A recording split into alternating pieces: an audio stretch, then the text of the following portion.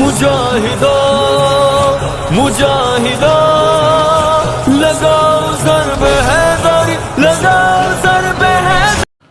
अऊज़ु बिल्लाहि मिनश शैतानिर रजीम, बिस्मिल्लाहिर रहमानिर रहीम। वअदल्लाहुल्लज़ीना आमनू मिनकुम व अमिलुस्सॉलिहाति लयस्तख़लिफ़न्नहुम फ़िल अर्ज़ि कमस्तख़लफ़ल्लज़ीना मिन क़ब्लिहिम वलयुमक्किनन्न लहुम दीनहुमुल्लज़ी इर्तज़ा लहुम वलयुबद्दिलन्नहुम मिन बअदि ख़ौफ़िहिम अमना यअबुदूननी ला युशरिकून बि शैआ वमन कफ़र बअद ज़ालिका फ़उलाइका हुमुल फ़ासिक़ून। सदक़ल्लाहुल अज़ीम। नाज़रीन, ये 18वां पारा है, सूरह नूर है, आयत नंबर 55 है। इस आयत को आयत इस्तिख़लाफ़ कहा जाता है। इस आयत में अल्लाह ताला ने वादा फरमाया है, वअदल्लाह, वादा किया अल्लाह ने। तो यहाँ पर एक बात आप समझिए, एक होता है वादा और एक होता है हुक्म। इन दोनों में फ़र्क है। वादे का पूरा होना यकीनी होता है, लेकिन हुक्म का पूरा होना यकीनी नहीं होता। अल्लाह ताला ने हुक्म फरमाया नमाज कायम करो। बहुत सारे ऐसे लोग हैं जिन पर नमाज फ़र्ज़ भी है लेकिन वो नमाज कायम नहीं करते।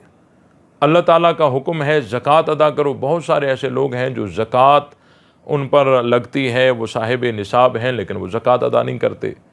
तो हुक्म का पूरा होना यकीनी नहीं होता और वादे का पूरा होना यकीनी होता है। क़यामत आएगी, ये अल्लाह ताला का वादा है। अब क़यामत का आना किसी को अच्छा लगे, किसी को अच्छा न लगे, क़यामत हर सूरत आएगी, क्योंकि ये अल्लाह ताला का वादा है। इन्नल्लाह ला युख़्लिफ़ुल मिआद, अल्लाह ताला वादा खिलाफ़ी नहीं करता। आप इसको दूसरे ज़ाविये से समझिए कि जो हुक्म होता है ना, तो हुक्म में उस काम के करने और न करने का इख्तियार महकूम के पास चला जाता है, और जो वादा करने वाला होता है तो उस काम के करने और न करने का इख्तियार वादा करने वाले के पास होता है। तो यहाँ अल्लाह ने हुक्म नहीं फरमाया, बल्कि अल्लाह ने वादा फरमाया।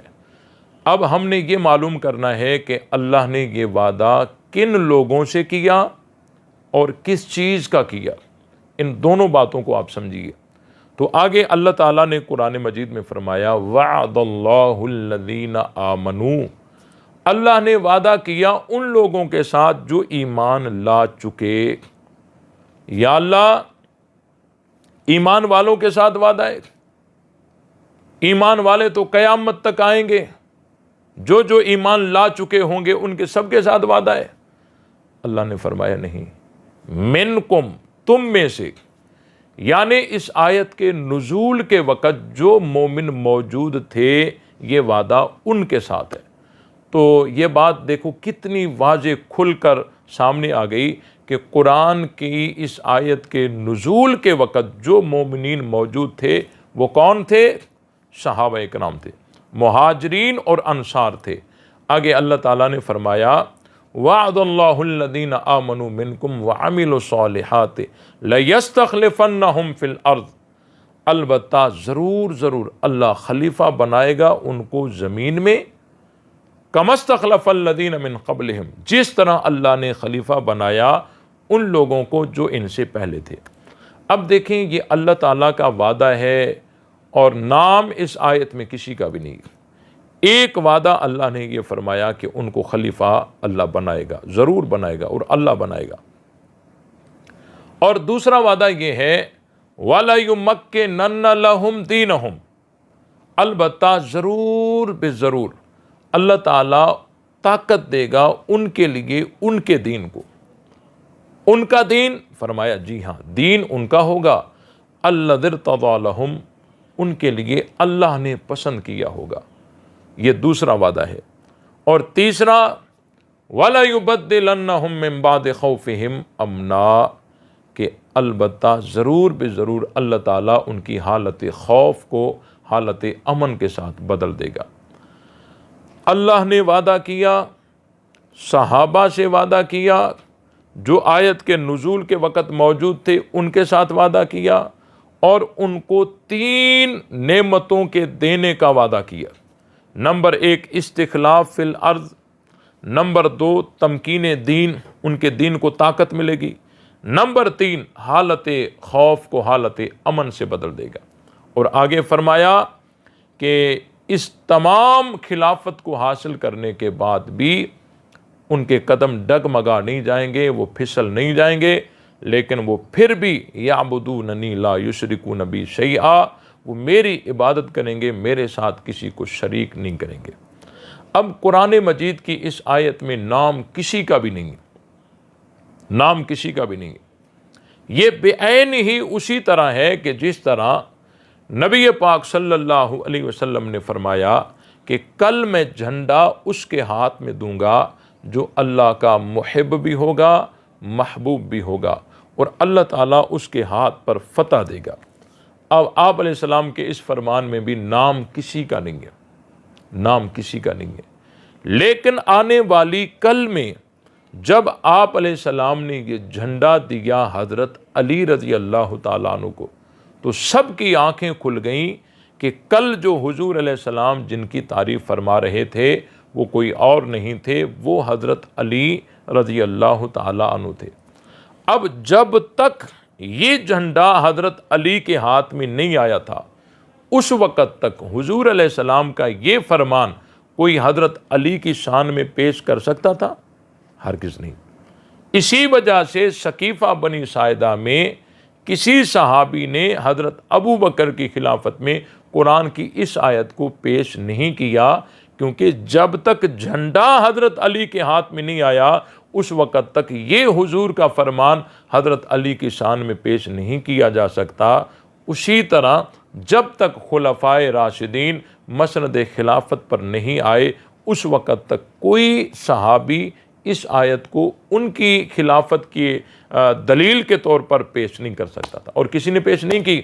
और वजह यही थी कि जब तक झंडा नहीं मिला उस वक़्त तक ये रिवायत तो हज़रत अली के शान में पेश नहीं हो सकती थी।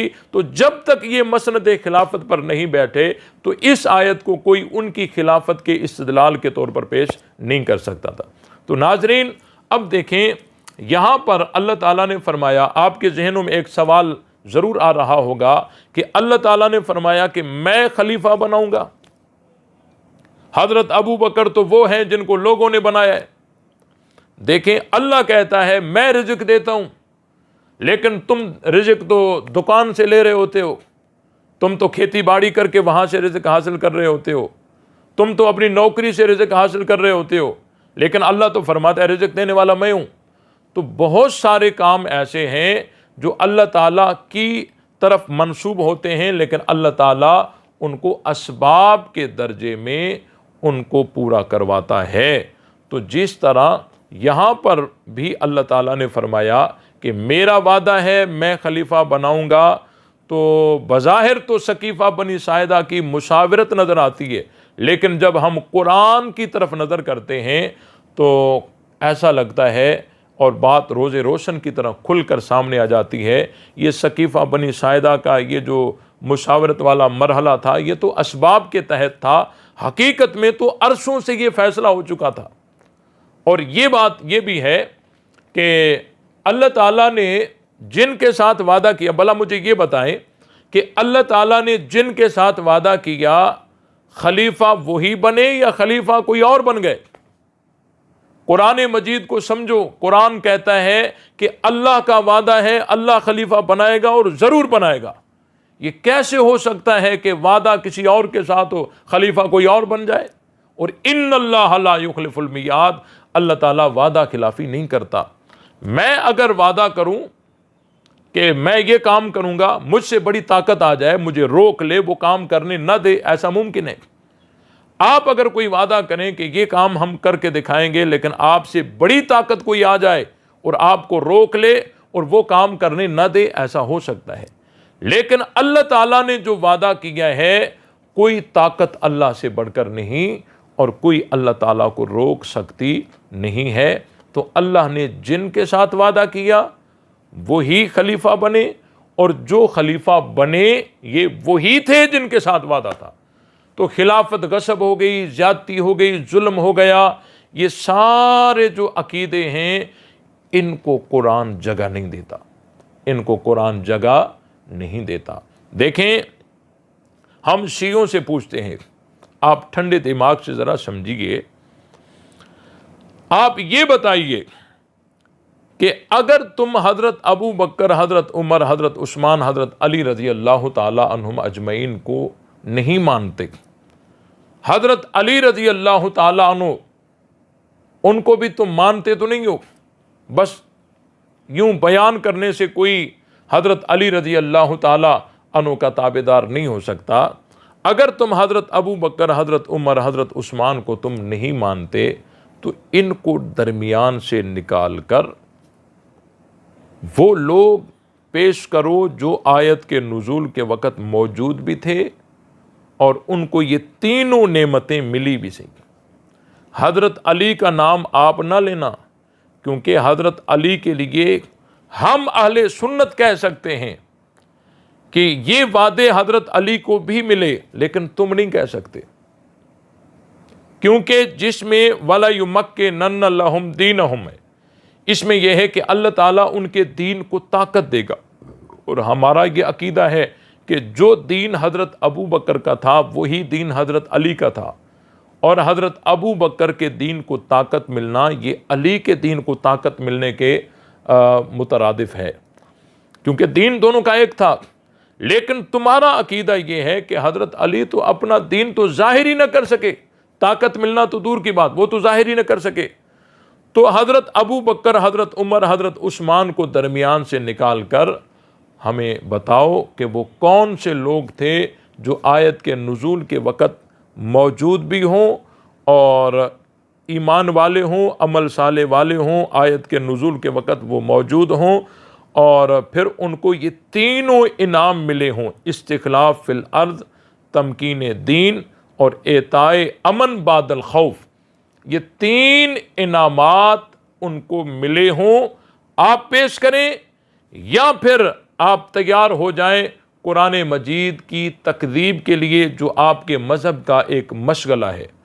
कुरान आपको समझ नहीं आता, रिवायात आप ज़ईफ़ मन गढ़त उठा के और डट जाते हैं, जी ये फ़लाँ रिवायत है, फ़लाँ रिवायत है। भाई रिवायत ज़ईफ़ भी हो सकती है, रिवायत मौजू भी हो सकती है, रावी जो है वो मजहूल भी हो सकते हैं, ज़ईफ़ भी हो सकते हैं, लेकिन कुरान ज़ईफ़ नहीं होता, कुरान कमज़ोर नहीं होता, कुरान गलत नहीं होता।